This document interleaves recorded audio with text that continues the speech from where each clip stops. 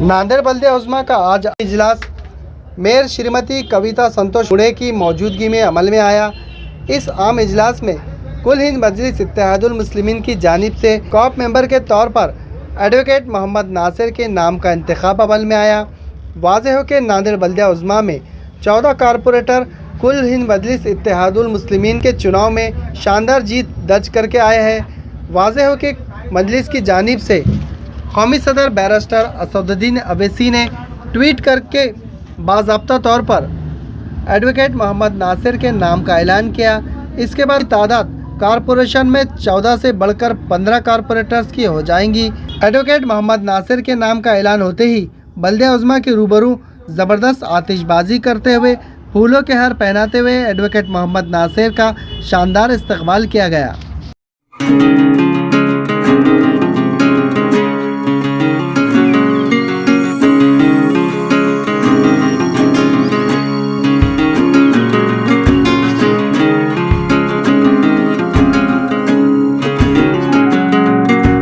अल्हम्दुलिल्लाह बहुत बहुत शुक्रिया अदा करता हूँ मैं नक़ीब मिल्लत जनाब असदुद्दीन अवैसी साहब और हबीब मिल्लत जनाब अकबरुद्दीन अवैसी साहब, हमारे यहाँ के इंचार्ज कौसर मोहिउद्दीन साहब कारवां MLA, हमारे महाराष्ट्र के सदर जनाब इम्तियाज़ जलील साहब और हमारे यहाँ की जो लीडरशिप है होनहार हमारे साबिक़ा महाराष्ट्र के सदर जनाब सैयद मोइन साहब, मराठवाड़ा सदर जनाब फ़िरोज़ लाला साहब, मिर्ज़ा अमजद बेग साहब और हमारे सभी कारपोरेटर्स का मैं तहे दिल से शुक्रिया अदा करता हूँ कि उन्होंने मुझे इस काबिल समझा कि मैं ये काम अंजाम दे सकूँ। इंशाअल्लाह मैं उनके उम्मीदों पर पूरा उतरूँगा।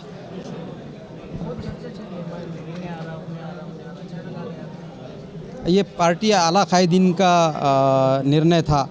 यहाँ से जो लिस्ट गई थी सैयद मोइन साहब, फ़िरोज़ लाला साहब, इन्होंने जो लिस्ट भेजी थी उसके ऊपर उन्होंने आला कायदीन ने ये निर्णय लिया है।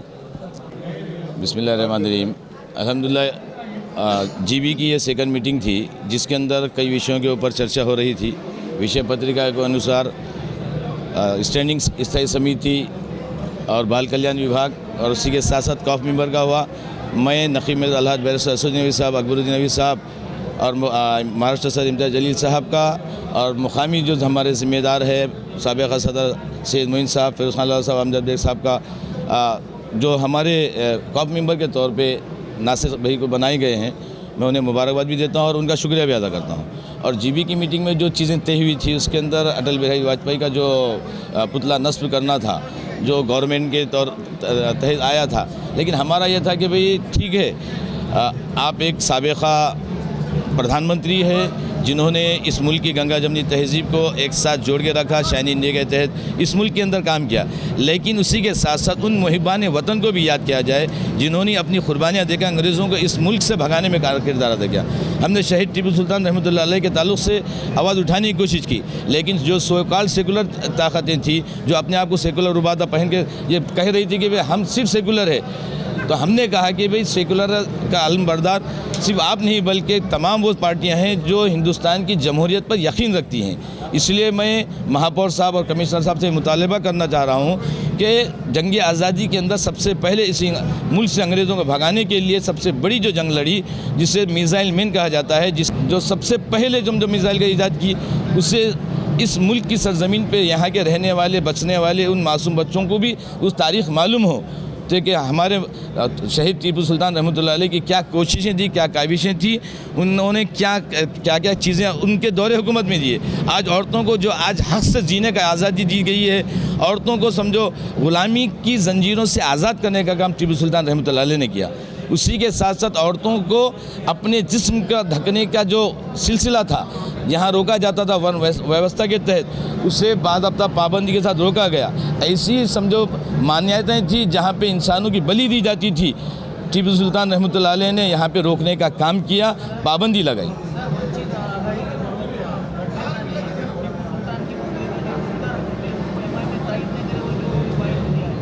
झूठ बात है। असल में अगर उन्होंने वो बात रखते थे तो वंचित के जो गठ नेता थे सबसे पहले हमें कहते थे, लेकिन क्योंकि कांग्रेस के अब्दुल गफ्फार ने जब बात की तो उसके अंदर कहीं पर भी किसी का उस चीज़ का उल्लेख नहीं होना, जिक्र हुआ। लेकिन जब हमारी बात करने की बारी आई तो उन्होंने शोर मचाना शुरू किया। ताकि हमारे उन मुद्दों को दबाया जाए।